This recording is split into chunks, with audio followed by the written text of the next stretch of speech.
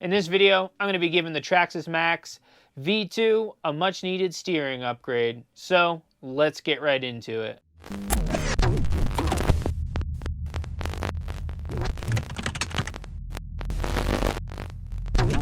What is going on, everybody? Welcome back to my channel, RC Propaganda here. Hope everyone is doing well. Today's video, I got the Traxxas Maxx on the bench again. We're going to be doing another upgrade. Kind of broke my rule. I wanted to do more videos with it stock, but the weather's not allowing. And I have a secret thing coming up. I haven't really been telling anybody. So I need this truck to be ready for that. And I can't do what I want to do having that Traxxas servo in there. That is a weak point. So I like to run Reefs Raw 500. That's my favorite servo. But of course, Traxxas being Traxxas, you can't just throw a servo in it because they use that big servo. But I was able to pick up what I needed from Vidavon. It comes with the horn and the link that you need in aluminum here. So this is like the servo horn. It's like a weird little C piece, so that just goes on, and that's the linkage. Real nice stuff. So it comes in this cradle. This is the cradle that it comes with here, and that linkage. I got the Raw 500 in there, and then this is just going to go like this down into the truck, and you got a regular servo. I did a little bit of dry testing, getting everything apart. That will come up, and next we'll do the install. I'll show you how to take it apart, and then I will get to the install of everything. I went ahead, I put these bigger cap head screws on. The servo seems a little bit small, to be honest with you. Well, it's I'm not sure why it's like that, but it's a little small. I'm not sure why, but I used some washers. That thing's in there. It's not going to go anywhere. But I would have liked to see some tighter fitment. I'm not sure if that's, they leave it like that. Some servos must be bigger, obviously, so they wanted a little tolerance. But, yeah, it's a little small there, but you got plenty of room in the back if you do want to run a bigger servo. But I suggest running a Raw 500. I think it's a perfect servo for this truck. But, yeah, that's the piece here. Real nice stuff. It's got the Vidavon on it. Not sure exactly what the part number is, but it says adapter for standard size servo plus servo horn plus link max 025. So I think that, well, it is. It's the same piece that goes in the X Max as well. It fits in here, I guess. So yeah, that's the piece. Nice stuff. I want to get this thing all in and show you how it goes. So first, I'll do the removal of everything, so you can see how that all kind of comes apart. So far the truck seems pretty easy to work on. I like that. And then we're going to go ahead and get this all installed and see what it looks like. So let's get to work. Alright, we're going to go over the disassemble process real quick to get your servo out. It's really simple. First, you're just going to start with this brace. You're going to want to get that out of the way. One thing you're going to find is these are all 2.5s mostly. I already went ahead and disassembled this, so you will notice when you take it apart, this screw here, the closest one to the front, is this longer one here. So just make sure you know that. And then these two side ones here and here, these two are the same ones. So you can just take those off. And you have the one here in the back, and you'll notice that one's shorter than that one in the front, like I was talking. So that's 1, 2, 3, 4 total. You get those 4, and that piece just slides right out. Put that to the side. Next, you are going to want to switch over to 2 millimeter for your steering linkage. The Vidavon comes with a whole new setup. I believe it comes with a screw, but you save it.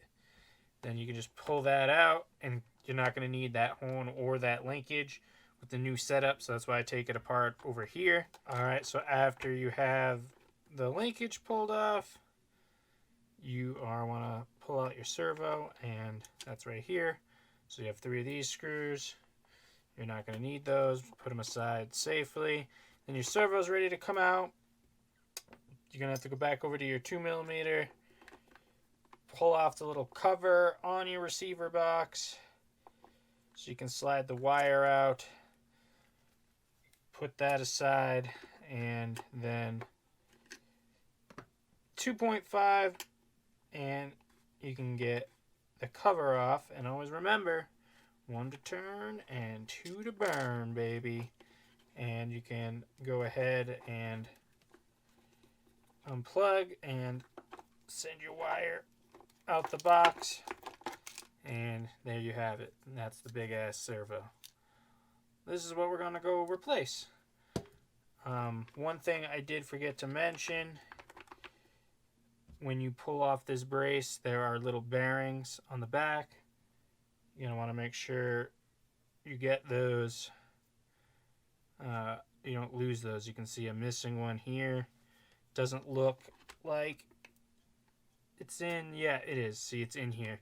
So just when you pull this cover off, you're going to want to make sure you don't lose those bearings. Forgot to mention that. And your receiver box, be careful. You got the blue seal in there. But that's how you take everything apart. Now, let's go ahead and move on to the installation process.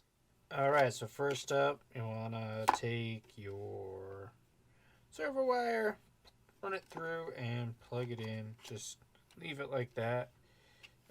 Most of you probably know how to do all this stuff, but yeah. I'm going to zero out this servo. I'm just going to grab a battery pack, and then I'll be good. Alright, turn my radio on, and turn the car on. Alright, so now that my servo is zeroed, I recommend pulling it out.